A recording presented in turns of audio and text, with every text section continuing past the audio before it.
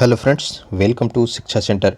तो एडिटोरिया बिहार दरोगा practice set का सेट नंबर 7 को हम इसमें डिस्कस करेंगे, कंप्लीट 100 क्वेश्चंस को।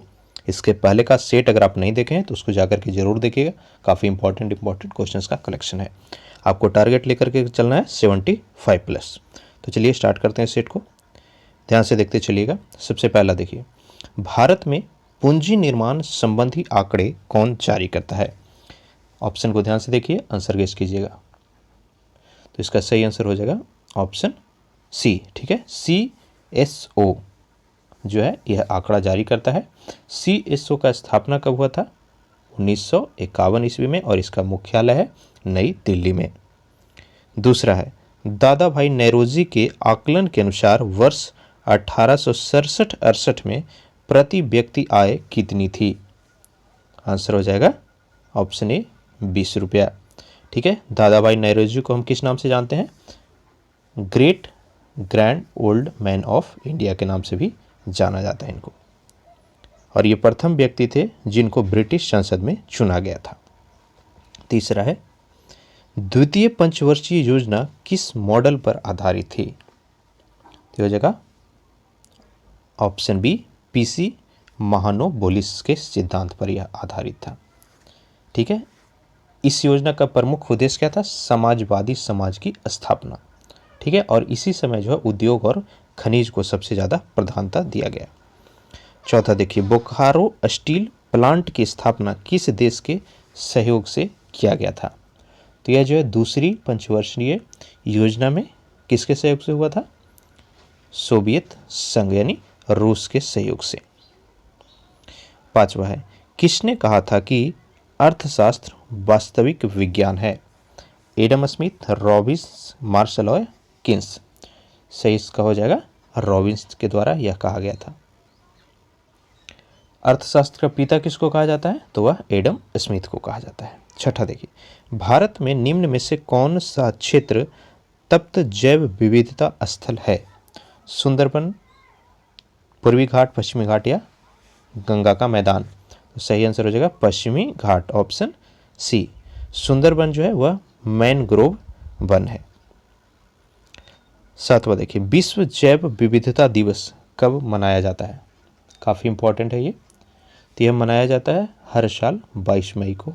ठीक है, नेक्स्ट देखिए आठवां, निम्नलिखित में से कौन एक कृत्रिम परितंत्र है? वन ये तो नेचुरल है, झील भी नेचुरल होता है, और बगीचा भी आपका क्या है? नेचुरल है, और तालाब क्या नेचुरल है। तो इसमें देखना है कि कृत्रिम कौन सा है। तो बगीचा हम लोग लगाते हैं, तालाब नेचुरल होता है, कभी कभी खुदवाया जाता है। यहाँ पे थोड़ा कन्फ्यूजन क्वेश्चन है, ठीक है, लेकिन इन दोनों में अगर ऑप्शन आप पूछिएगा तो बगीचा ही होगा, क्योंकि तालाब कभी कभी नेचुरल भी होता है, लेकिन बगीचा हमेशा कृत्रिम ही होता है। अगला देखते हैं 9वां क्वेश्चन, निम्न में से कौन न्यूनतम पर्यावरणीय प्रदूषण का उदाहरण है? डीजल, हाइड्रोजन, कोयला या फिर मिट्टी तेल? तो सही आंसर हो जाएगा ऑप्शन सी, हाइड्रोजन। 10वां, भारत सरकार द्वारा भूमि क्षरण तट स्थिरता प्राप्त करने का लक्ष्य कब तक रखा गया है? तो होगा 2030 तक। 11वां देखिए, भारत की जनगणना 2011 2020 में जो 21 में होने वाली थी उसको पोस्टपोन कर दिया गया टेम्पररी, ठीक है, कोविड-19 की वजह से। तो यहाँ पे देखिए, भारत की जनगणना 2011 के अनुसार भारत के निम्नलिखित राज्यों में कौन सा एक न्यूनतम आबादी वाला राज्य है? तो इन सभी में न्यूनतम पूछ रहा है, तो ये हो जाएगा आपका महाराष्ट्र, पंजाब का। ठीक है, ऑप्शन डी सही होगा। महाराष्ट्र सबसे ज़्यादा, उसके बाद बिहार का पॉपुलेशन है, फिर पश्चिम बंगाल, और सबसे कम पंजाब का है चारों। 12वां, निम्नलिखित में से कौन सा भारतीय राज्य 2 या अधिक देशों के साथ अंतर्राष्ट्रीय सीमा को साझा नहीं करता है? इसके लिए आपको भारत का मैप याद होना काफ़ी जरूरी है। 2 या 2 से अधिक के साथ साझा नहीं करता है। सही आंसर हो जाएगा ऑप्शन डी। ठीक है, त्रिपुरा जो है सिर्फ और सिर्फ किससे साझा करता है? कौन सा भारतीय राज्य 2 या, देखिए त्रिपुरा सिर्फ और सिर्फ जो है वह बांग्लादेश के साथ साझा करता है। 13वां देखते हैं, गॉडविन आइंस्टीन या K2 जो भारत की सबसे ऊंची चोटी है किस हिमालय क्षेत्र के अंतर्गत आता है? तो यह आता है ट्रांस हिमालय के अंतर्गत। कमेंट करके बताइएगा K2 का ऊंचाई कितना है, आपको कमेंट करके बताना है। आगे देखिए, कृष्ण राज्य सागर बांध या जलाशय किस नदी पर बना हुआ है? तो आंसर हो जाएगा कावेरी नदी पर, और ये कहाँ पे है? कर्नाटका में स्थित है। 15वां है, भारत में मानसून की अवधि औसतन कितने दिन के लिए होता है? Very important question. तो इंडिया में जो है मानसून है लगभग आपका 100 से 120 दिन तक रहती है। 16 देखिए, निम्नलिखित में से कौन सी प्रशांत महासागर की धारा नहीं है? ओयासियो, थोड़ा ब्लर आ गया है। पहला है ओयासियो, दूसरा है अलास्का धारा, तीसरा है अगुल्हास धारा और चौथा है कैलिफोर्निया धारा। तो ये हो जाएगा आपका ऑप्शन सी, अगुल्हास धारा जो है प्रशांत महासागर का नहीं है। नेक्स्ट देखिए, यह हिंद महासागर में बहती है, ठीक है, सी नंबर जो है। 17वां, निम्नलिखित में से कौन एक शीत स्थानीय पवन यानी कोल्ड लोकल वाइंड है? तो हो जाएगा मिस्ट्रल, ऑप्शन डी। 18 देखिए, मिलान है आपको, निम्नलिखित में से कौन सही सुमेलित नहीं है? कौन नदी जो है कहाँ पर गिरती है वहाँ पे आपको मिलाने के लिए है। मिकांग दक्षिण चीन सागर में गिरती है, सही है। इरावदी बंगाल की खाड़ी, ये भी सही है। बोल्गा कैस्पियन सागर, ये भी सही है। डेन्यूब गिर रहा है कैस्पियन सागर में, तो यह जो है गलत है। डेन्यूब कहाँ गिरता है? काला सागर में गिरता है, ना कि कैस्पियन सागर में गिरता है। 19वां देखिए, निम्नलिखित में से कौन सही सुमेलित नहीं है? किर्गिस्तान की राजधानी पूछ रहा है, ठीक है, बिस्केक सही है। सूरीनाम का पारामारिबो, ये भी सही है। इक्वाडोर का दिया हुआ है बोगोटा, नहीं, इक्वाडोर का जो राजधानी है वो है क्वेटो, ठीक है, क्या है? क्वेटो। तो ये आपका मिसमैच है। बुल्गारिया का सोफिया, ये सही है। इक्वाडोर का राजधानी कहाँ पर है? वो है क्वेटो। और बोगोटा किसका है? तो वह कोलंबिया का है। 20वां देखिए, संकोश नदी किन दो राज्यों के बीच सीमा बनाती है? सही आंसर हो जाएगा असम और अरुणाचल के बीच। 21वां देखिए, डाफला और सिंहपो जनजाति किस प्रदेश में पाई जाती है? चार ऑप्शन को देखिए ध्यान से, तो ये हो जाएगा अरुणाचल प्रदेश, ऑप्शन सी। 22वां देखिए, कैथोड किरण में क्या होती है? केवल आवेश, केवल द्रव्यमान, न तो आवेश न तो द्रव्यमान, या फिर दोनों? तो आंसर हो जाएगा ऑप्शन डी, उसमें दोनों होता है।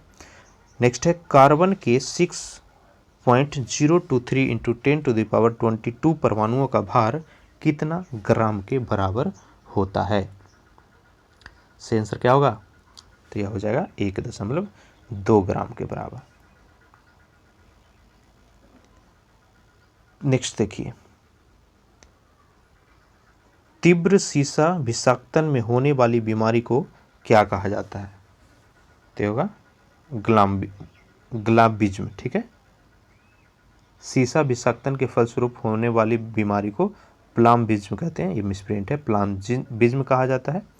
नेक्स्ट देखिए, निम्नलिखित में से मैग्नेटाइट का सूत्र क्या होता है? ठीक है, मैग्नेटाइट, तो मैग्नेटाइट का जो सूत्र होता है वह कितना होता है?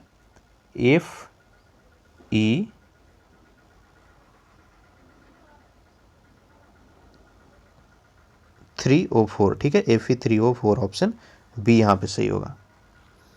नेक्स्ट देखिए, समुद्र के, ये थोड़ा सा स्कैन अच्छा से नहीं हुआ है, ठीक है, 3-4 क्वेश्चन और होगा इस तरह से आगे, ठीक है, ठीक है। तो देखिए थोड़ा सा, समुद्र के जल का शोधन करने के लिए सामान्य रूप से प्रयोग किया जाने वाला भौतिक प्रणाली क्या है? आसवन, अवसादन, बाष्पीकरण या फिल्टरन? तो ये सही आंसर क्या हो जाएगा? आसवन कहते हैं उसको। 27वां देखिए, वायु में हाइड्रोजन जब जलती है तो क्या पैदा होती है? तो जल होगा, ठीक है, हाइड्रोजन जब जलेगा तो हाइड्रोजन ऑक्साइड H2O, ये क्या होता है? जल का फॉर्मूला होता है।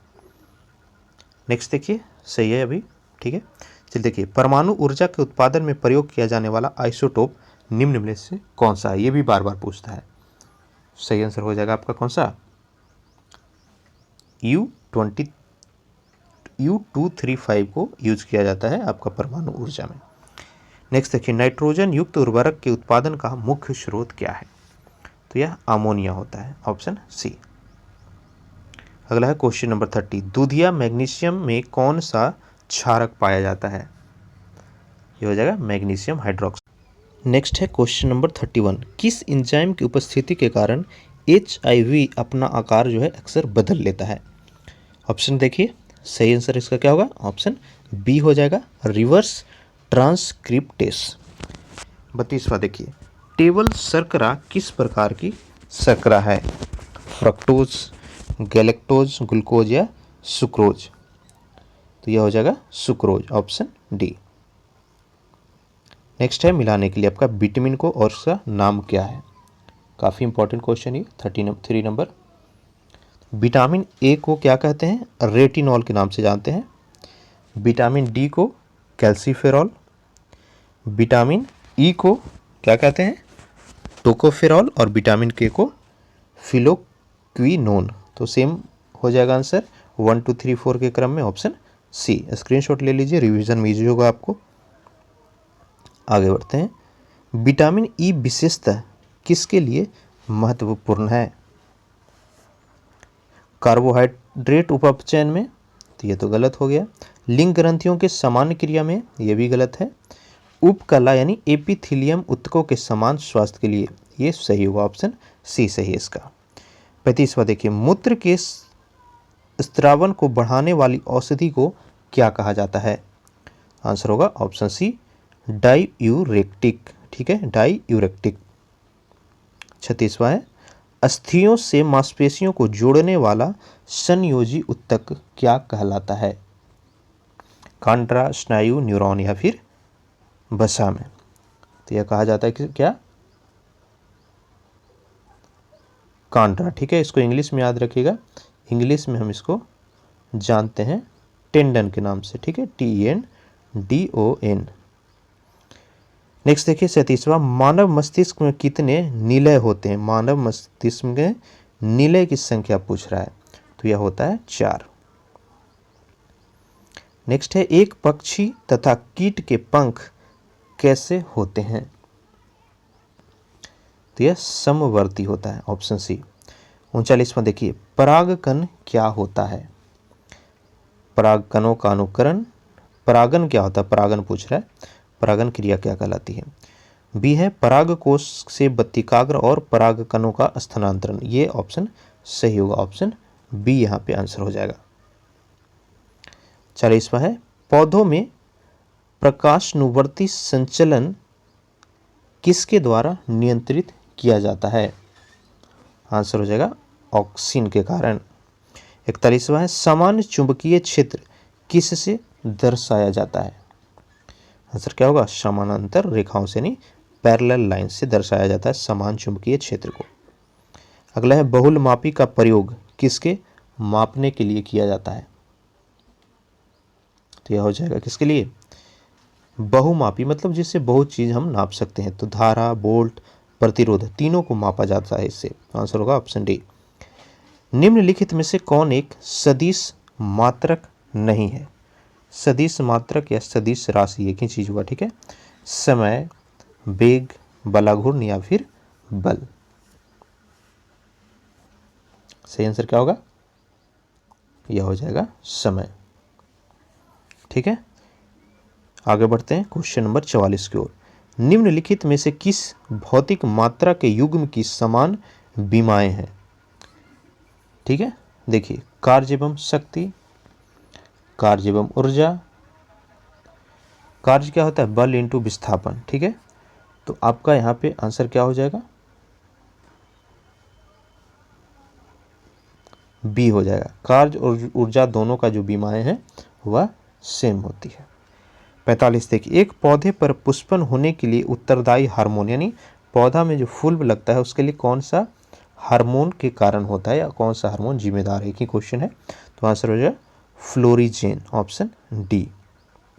नेक्स्ट है क्वेश्चन नंबर 46, वास्तविक गैस निम्न में से किस स्थिति में एक आदर्श गैस के रूप में क्रिया करती है?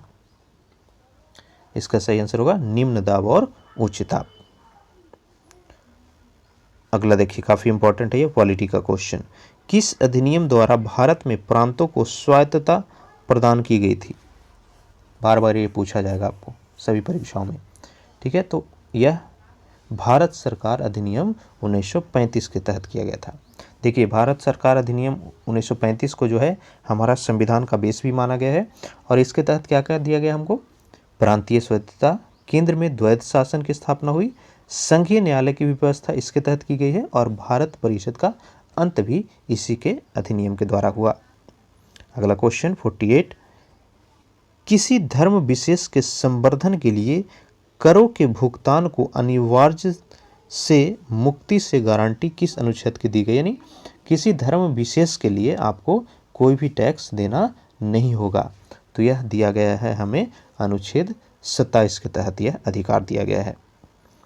निम्न में से कौन भारत के राष्ट्रपति के विवेकाधिकार के अंतर्गत आता है? नहीं, ऐसा कोई नियम नहीं, बल्कि राष्ट्रपति का नॉलेज, उनके थिंकिंग पे डिपेंड करता है कि वो ये चीज़ लागू करना चाहते हैं या नहीं करना चाहते हैं। तो सही आंसर क्या होगा? ऑप्शन सी हो जाएगा। औपचारिक रूप से राष्ट्रपति प्रधानमंत्री की नियुक्ति करता है। नेक्स्ट देखिए, निम्नलिखित में से कौन से भारतीय संसद के संगठक है? काफ़ी ही इंपॉर्टेंट क्वेश्चन, ये बार बार रिपीट होने वाला क्वेश्चन। भारतीय संसद जो है किस चीज़ का बना है?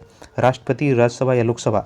आंसर हो जाएगा तीनों के तीनों, ऑप्शन सी। काफ़ी बार स्टूडेंट जो है लोकसभा और राज्यसभा मारते हैं, लेकिन राष्ट्रपति को इससे अलग रखते हैं, लेकिन आंसर यहाँ पे क्या होगा? तीनों हो जाएगा। और यह जो है संविधान के अनुच्छेद 79 के तहत किया गया है।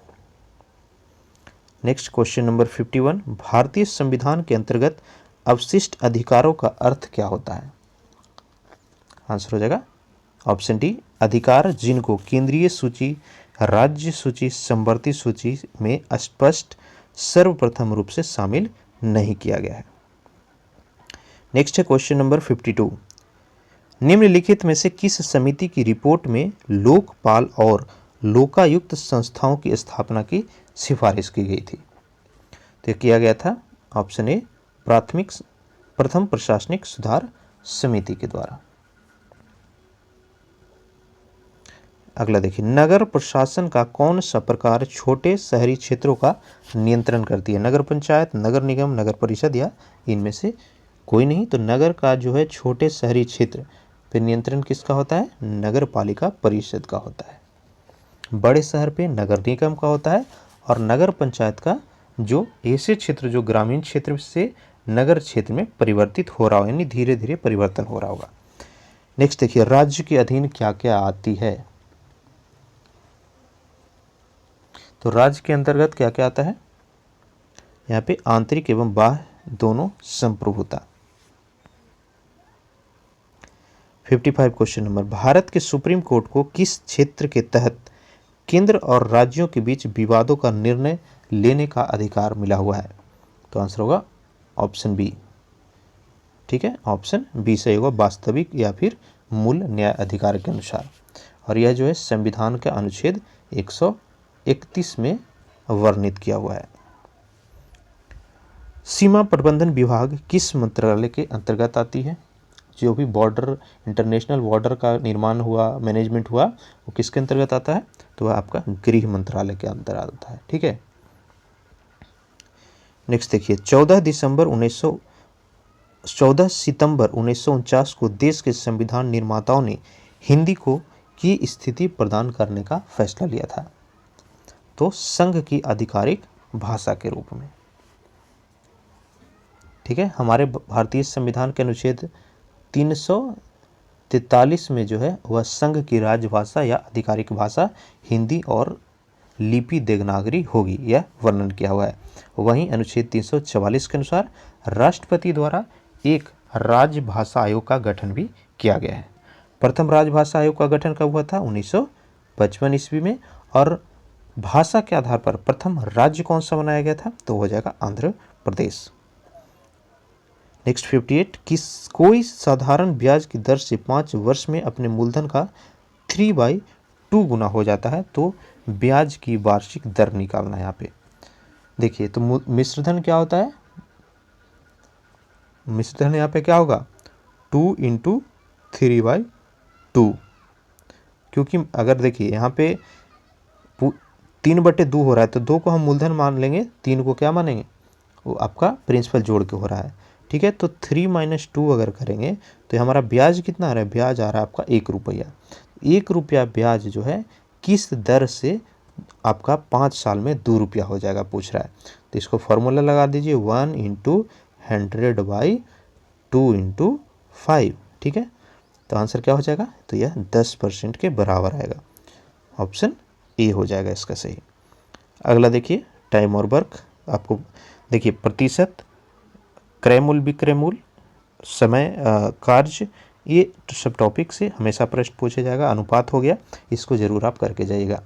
59 देखिए, ए कार्य 12 दिन में कर सकता है किसी चीज़ को, बी ए की तुलना में 60% अधिक सक्षम है, तो ए बी दोनों मिल करके कार्य को कितना दिन में पूरा करेगा। देखिए अगर ए जो है किसी काम को 12 दिन में कर रहा है और बी का क्षमता ए से 160 आपका कितना है 60% अधिक है, तो अगर इसका क्षमता 100 है तो 12 दिन में कर रहा है तो इसका क्षमता कितना है 160 है, तो वह उस दिन को कितना काम करेगा। देखिए 12 × 100/160 मतलब उसको 15/2 दिन। देखिए एक काम को ए अगर 12 दिन में कर रहा है तो बी कितना दिन में कर देगा, तो बी करेगा 15/2 दिन में, मतलब 7.5 दिन में, क्योंकि इसका इफिशियंसी 60% अधिक है। अब 12 और 15/2 का आप लघुत्तम निकाल दीजिएगा। ठीक है, तो लघुत्तम निकाल करके और दोनों मिल करके कितना दिन में करेगा, जो लघुत्तम निकाल लिया तो लघुत्तम जो है 120 आएगा। ठीक है, ये उसको 10 ये 16, ठीक है, दोनों मिल करके करेगा आपका 120/10 + 16, तो आंसर कितना आएगा इसका आंसर आएगा 4 8/13 दिन, ऑप्शन डी। ठीक है, अच्छे से सोल्व कीजिएगा। नेक्स्ट देखिए क्वेश्चन नंबर 60।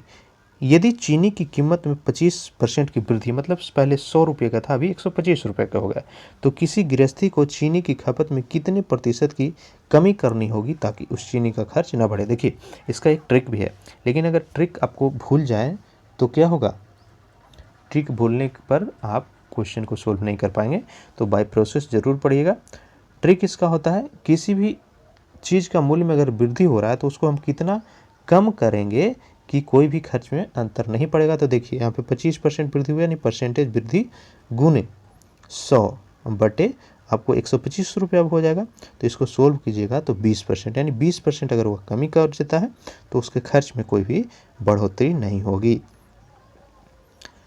3 संख्याओं का औसत 154 है। पहली संख्या दूसरी से दुगनी और दूसरी जो है तीसरी से दुगनी है। देखिए पहली संख्या मान लीजिए x है, तो दूसरी संख्या क्या होगा, पहला का दुगना मतलब 2x, और तीसरा संख्या जो है दूसरा का दुगना, दूसरी संख्या तीसरी से दुगनी। देखिए यहाँ पे आपको मानना होगा तीसरी संख्या को, ताकि आपको आसानी होगी। देखिए तीसरी संख्या अगर x मान लीजिए तो दूसरी संख्या 2x और पहली संख्या क्या हो जाएगा 4x हो जाएगा। तो पहली का दुगना दूसरा और इसका दुगना ये हो गया। अब ये तीनों का औसत कितना होगा, तीनों को जोड़ करके 3 से भाग देना है तो 154 आएगा। इसको सोल्व कर लीजिए तो x का वैल्यू निकल जाएगा और वहीं से पहला संख्या क्या हो जाएगा x × 4 ये हो जाएगा। तो कितना आंसर होगा 264, ऑप्शन सी सही होगा। 62 नंबर देखिए, यदि 2a = 3b = 4c, तो a b और c का अनुपात पूछ रहा है। यहाँ पे देखिए किसी भी मान लीजिए 2a = 3b = 4c, इसको k मान लीजिए यहाँ पे, तो a बराबर क्या हो जाएगा k/2 हो जाएगा, b बराबर क्या हो जाएगा वहाँ से आपको निकल करके आ जाएगा k/3, और c बराबर आपका आ जाएगा k/4। तो देखिए k/2 = k/3 = k/4, A B C का अनुपात हो गया। अब यहाँ पे k से k तो कट जाएगा, तो इसको सोल्व कीजिएगा तो आएगा 5 इसका आंसर क्या होगा, इसका आंसर हो जाएगा 6:4:3, ऑप्शन बी। 63 देखिए, एकमात्र गवर्नर जनरल कौन था जो यहूदी संप्रदाय का था? वेरी वेरी इंपॉर्टेंट क्वेश्चन आपका मॉडर्न हिस्ट्री का। कौन सा जो गवर्नर था वह यहूदी संप्रदाय का था? सही आंसर हो जाएगा Lord reading, option A. Next देखिए, तुलुव वंश का अंतिम शासक। देखिए हर वंश का प्रथम शासक और अंतिम शासक हमेशा पूछता है। तो तुलुव वंश की स्थापना की बात करेंगे तो वह 1505 ईस्वी में वीर नरेंद्र सिंह ने किया था, और इसका सबसे अंतिम शासक था वह सदाशिव था, ऑप्शन सी। अगला है, भगवत गीता पर भावार्थ दीपिका नामक बृहत टीका किसके द्वारा लिखा गया था? तो यह हो जाएगा ज्ञानेश्वर के द्वारा। तृतीय बौद्ध संगति की अध्यक्षता किसने की? यह मोगलीपुत तीस ने। 67 देखिए, सर्वप्रथम भारतवर्ष का जिक्र किस अभिलेख से प्राप्त होता है? तो यह होगा हाथी गुम्फा अभिलेख। किसने सर्वप्रथम प्रेस सेंसरशिप लागू की थी? तो यह किया गया था लॉर्ड बेलेस्ली के द्वारा। अगला देखिए, लखनऊ में 1857 की क्रांति को दबाने वाला ब्रिटिश नायक कौन था? तो लखनऊ में नेतृत्व कौन कर रहे थे? बेगम हजरत महल, और उनको दबा रहा था कौन? अंग्रेजी नायक कैंपबेल था। ठीक है, तो ऑप्शन सी सही होगा। 17वां है, कैबिनेट मिशन किस तिथि को दिल्ली पहुंचा था? कैबिनेट मिशन जो है दिल्ली कब आया था? 24 मार्च 1946 को, ऑप्शन बी। कैबिनेट मिशन के सदस्य कौन कौन थे? वह था स्टेफोर्ड क्रिप्स, पैथिक लॉरेंस और वी अलेक्जेंडर। तीनों का नाम याद रखिएगा, कभी कभी वो भी पूछता है। अगला देखिए, आपको मिलाने के लिए अलग अलग स्थापना को वर्ष, वेरी वेरी इंपॉर्टेंट। यहाँ से आपको 4 क्वेश्चन है। ठीक है, तो बेद समाज की स्थापना हुई 1867 ईस्वी में। ठीक है, बेद समाज 1867। देखिए बेद समाज का 1800 यानी ए का 3 कौन सा ऑप्शन है? ए का 3, तो डी और ए आपका कैंसिल हो गया, बी और सी में ही कोई आंसर होगा। आज समाज की स्थापना कब की गई थी? 1875 में।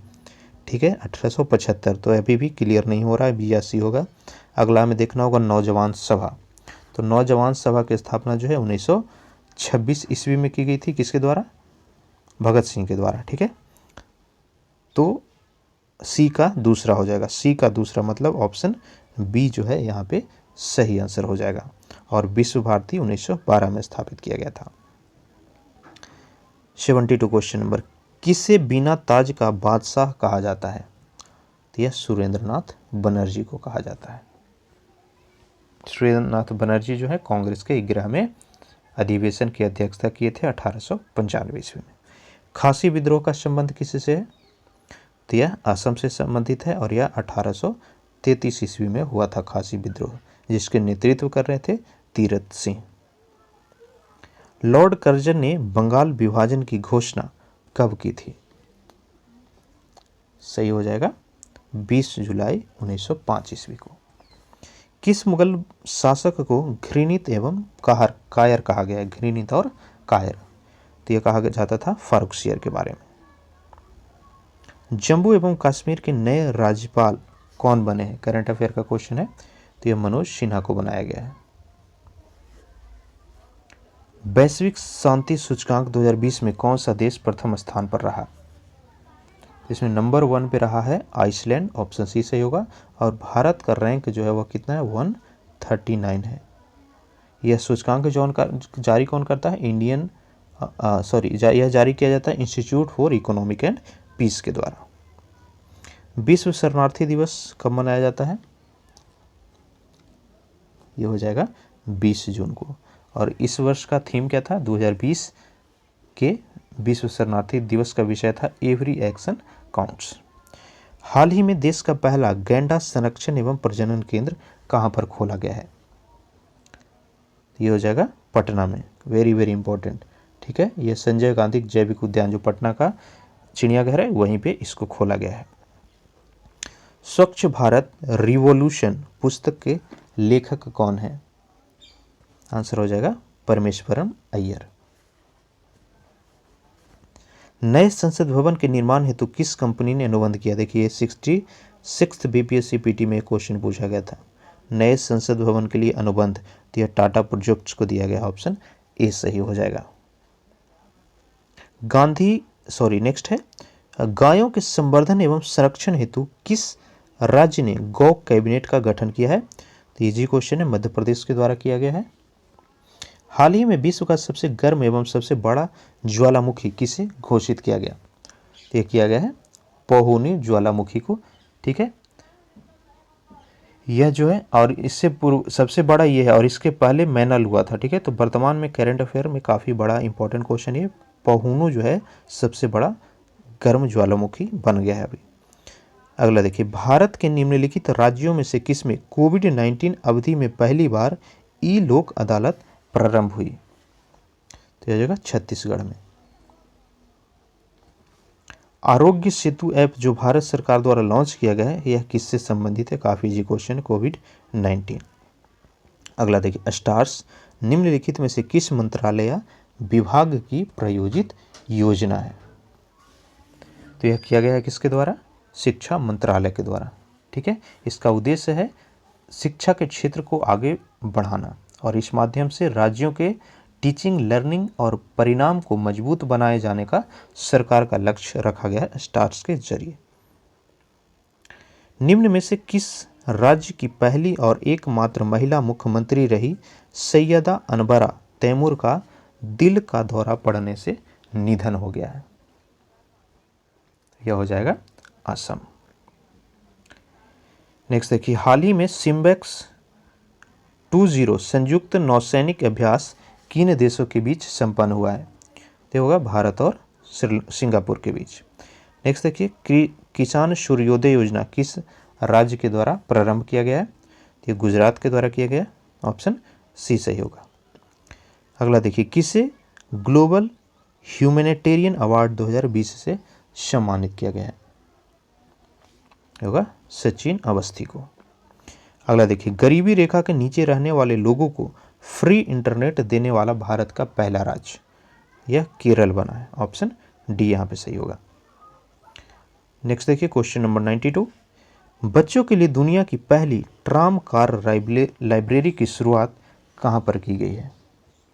यह शुरुआत किया गया बाल दिवस के अवसर पर कोलकाता में। नेक्स्ट देखिए, कृषि वस्तुओं जैसे सब्जी, फल आदि के लिए न्यूनतम समर्थन मूल्य यानी एमएसपी तय करने वाला भारत का पहला राज्य, काफ़ी इंपॉर्टेंट है, ठीक है। सब्जी और फल के लिए एमएसपी, तो यह किया गया है केरल के द्वारा।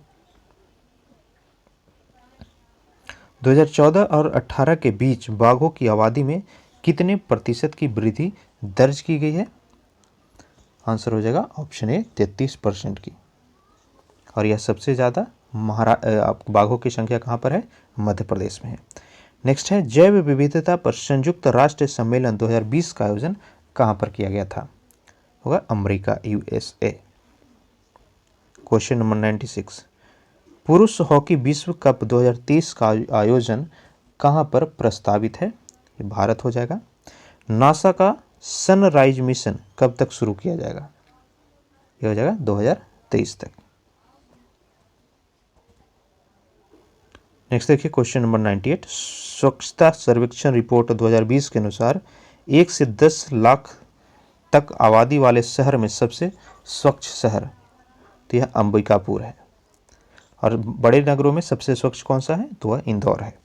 99 देखिए, नीति आयोग द्वारा जारी नवाचार सूचकांक 2019 के अनुसार बड़े राज्यों में प्रथम स्थान पर कौन सा राज्य है? देखिए, तो प्रथम स्थान पर कौन है? कर्नाटका है, और द्वितीय पे तमिलनाडु।